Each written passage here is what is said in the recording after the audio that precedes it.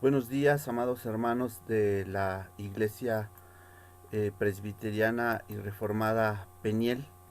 Es un gusto poder compartir con todos ustedes el Evangelio de este día basado en Marcos 9:35 al 50, y he titulado a mi reflexión El Evangelio y la niñez. El relato del Evangelio de este día nos dice que mientras los discípulos discutían por el camino sobre quién de ellos era el más importante, el más distinguido, tan pronto llegan, posiblemente a la casa de Simón Pedro, Jesús se sienta, denotando su autoridad como rabí, como maestro, y enfatizando además lo importante de lo que va a enseñarles. Les dice: si alguien quiere ser el primero, deberá ser el último de todos y servirlos a todos. Marcos 9:35. Para el maestro Galileo, la grandeza no se encuentra en ocupar los mejores lugares o los mejores puestos, ni siquiera en poseer grandes riquezas o todos los títulos académicos que se puedan obtener.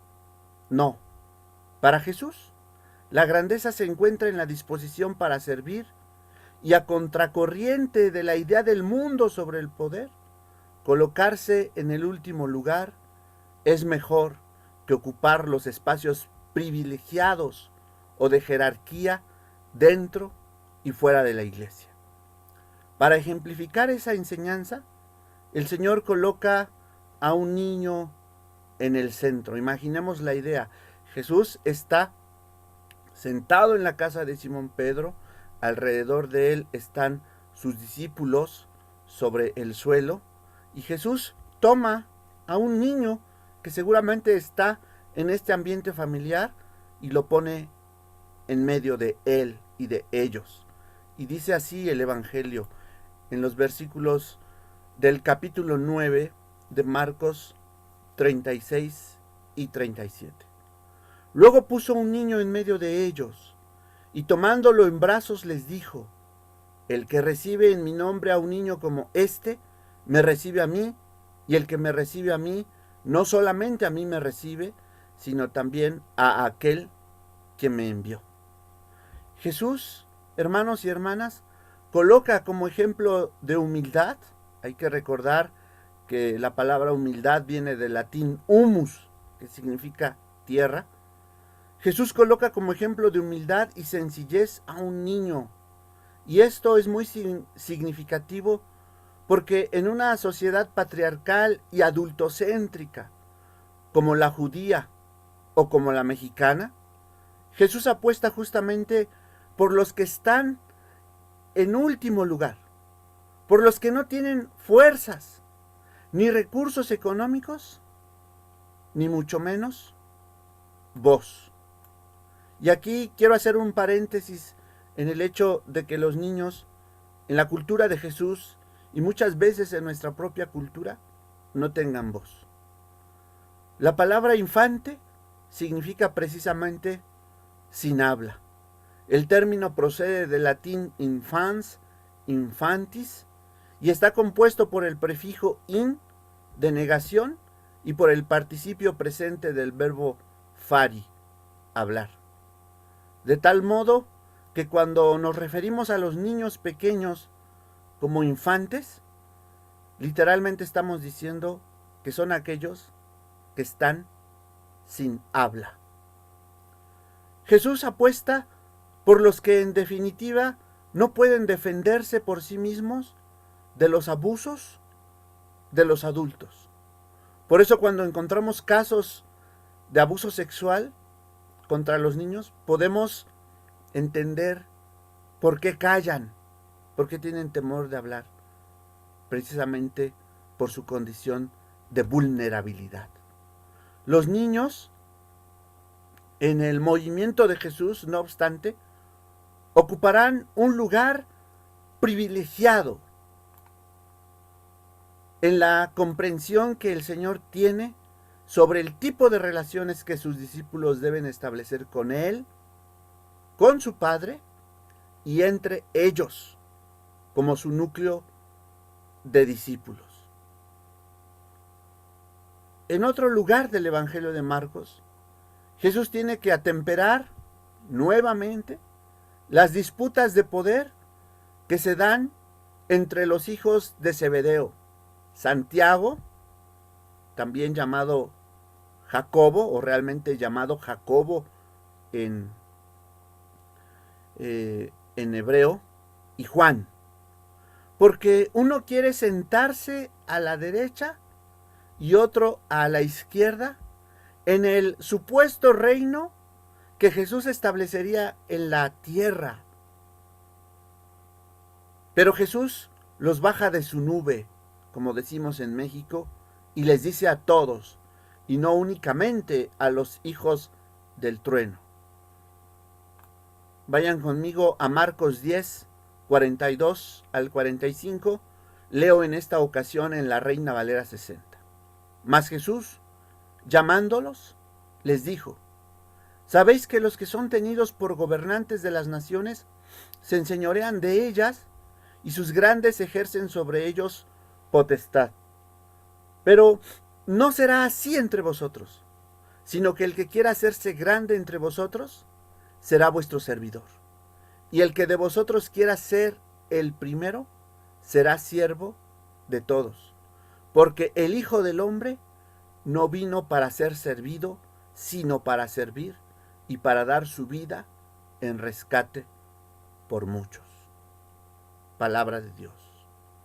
La Iglesia, amados hermanos y hermanas, en un abierto contrasentido al deseo y a la enseñanza de Jesús sobre el poder que ansían algunos de sus discípulos y sobre el lugar privilegiado que tienen los niños en la iglesia desde su condición de antipoder, de no hablar, ha despojado a los niños precisamente de este lugar central dentro de la comunidad cristiana. Y creo, hermanos, que en el trato que una iglesia da a los niños, a su bienestar y a su desarrollo, podemos darnos cuenta qué tan fiel está siendo el mensaje del carpintero de Nazaret para la iglesia contemporánea. Pensemos, por ejemplo, en el lugar marginal que los niños ocupan en el culto, ya que nuestras largas predicaciones están hechas para que nosotros, los adultos, pensemos en las honduras de la teología reformada. El mejor espacio de las instalaciones del templo es para que los adultos nos sintamos cómodos.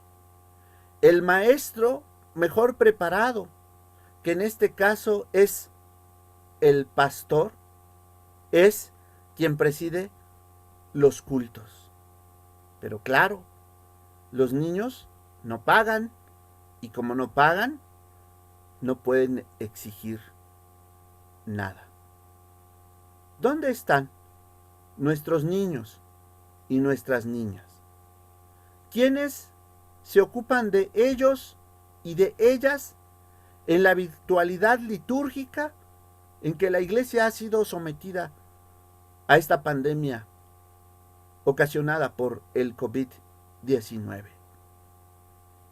De todos los evangelios que repiten esa frase de Jesús sobre quien me recibe a mí, recibe al que me envió, frase que además de estar contenida en el Evangelio de Marcos capítulo 9, está también en Mateo 10:40, en Lucas 10:16 y en Juan 13:20, únicamente en el Evangelio de Marcos aparece asociada a los niños.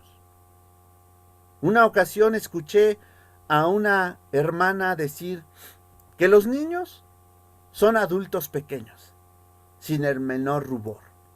¡Qué tontería! ¡Cuánta miopía! Para notar la radicalidad de la enseñanza de Jesús, hay que considerar cómo eran tratados y considerados los niños y las niñas en el tiempo en que se escribieron los evangelios. Los niños en los tiempos de Jesús, comenta el pastor y teólogo Eliseo Pérez Álvarez, no eran abrazables, sino maltratables. Eran más bien considerados objetos de placer, usados para la mendicidad o simplemente arrojados a la calle. Las niñas estaban mucho más devaluadas. Únicamente un 40% de los niños alcanzaba la edad de los 16 años. La niñez no tenía estatus ni honor. La buena noticia es que en el reino de Dios, la niñez sí cuenta y tiene un lugar como huésped de honor. Darles el portazo es negar el discipulado cristiano. Dios en persona se revela en estos seres excluidos de la vida plena. Hasta aquí la cita de Eliseo Pérez Álvarez. En un claro ejemplo de cómo el evangelio es contracultural, Jesús tomó a los niños como modelo de sencillez, humildad y cuidado, así como consideración. Porque ellos no eran poderosos o sabios como los adultos, Jesús quería demostrar que el camino para entrar en el reino de Dios no tiene que ver con ser poderoso o cuánto dinero se tiene en la cartera. Para Jesús, el camino consiste en ser humilde y fiel. Les aseguro que el que no acepta el reino de Dios como un niño, sentencia Jesús, no entrará en él. Marcos 10:15. De ahí la dura palabra que Jesús dice contra aquellos que se atrevan a dañar a los niños, en el texto sobre el que venimos reflexionando. Dice Marcos 9:42. A cualquiera que haga caer en pecado a uno de estos pequeños que creen en mí, mejor le sería que lo echaran al mar con una gran piedra de molino atada al cuello. Esto nos parece una exageración, pero en tiempos del Evangelio de Marcos, esta era una práctica de castigo que ejecutaba el emperador romano en el mar Mediterráneo. Sabemos, hermanos y hermanas, que la pandemia ha exacerbado la violencia contra los niños, las niñas y las mujeres. Y es muy lamentable que los niños y las niñas no puedan estar ni sentirse seguros en su casa, ni siquiera en su casa, tampoco en la escuela. Y es muy triste que a veces también no puedan sentirse seguros en la iglesia. Hemos sabido de casos deleznables de violencia y abusos sexuales contra niños y niñas en la Iglesia Católica Romana, sobre todo, por casos de pederastia clerical. Pero también en muchas iglesias protestantes y o evangélicas hemos sabido de casos también escandalosos de niños y niñas que han sido violentados, violentadas en manos de pastores que se dicen servir a Dios y de maestros. En el prólogo al libro recientemente publicado Depredadores Sagrados, Pederastia Clerical en México, el sociólogo mexicano de la religión Bernardo Barranco ha escrito lo siguiente, cito: la pederastia clerical es, ante todo, un acto criminal. Es la profanación y el sometimiento del cuerpo de un menor para satisfacer las patologías sagradas. Es el abuso del clérigo de su investidura simbólica. Es un atropello trágico que deja secuelas imborrables en el cuerpo y en el alma de las víctimas. El depredador sagrado quebranta la confianza que la sociedad deposita en su representación social. La pederastia clerical está penada por las leyes civiles, sancionada por el derecho canónico de la Iglesia y, además, es un grave pecado, pues transgrede el sexto mandamiento. Lamentablemente también la misma Iglesia, al encubrir a sus pederastas, quebranta otros mandamientos de las bienaventuranzas, como el noveno mandamiento, relacionado con mentir y ofrecer falsos testimonios. Hasta aquí la cita de Bernardo Barranco. A la luz del Evangelio de hoy, hermanos y hermanas, como Iglesia Reformada Peniel, estamos llamados a proteger a los niños y a las niñas, propiciando un ambiente adecuado, no solo en el culto dominical, sino también en el ámbito de sus relaciones familiares. Ellos y ellas deben hacer parte de nuestra vida eclesiástica, de nuestro desarrollo espiritual, de nuestras liturgias. El culto será más bello, será más agradable a Dios y será más significativo para ellos y para nosotros cuando los incluyamos plenamente en nuestra liturgia.